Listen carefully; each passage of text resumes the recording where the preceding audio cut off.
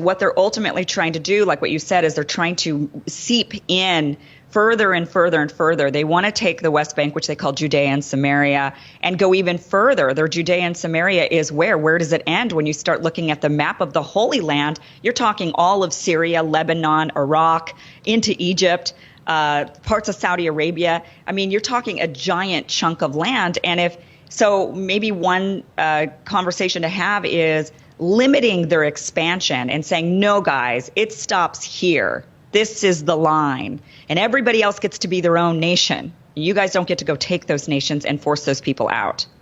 But in the sense you just presented what's considered to be the Greater Israel Project, the original biblical borders, it would take you all the way to the Euphrates, from the Nile to the Euphrates River in Iraq. And this would obviously cause further regional wars. I mean, there's no way this land would be handed over freely. I don't think you can purchase a country in this modern day and age, nor clearly in the example of the ongoing struggles in Syria.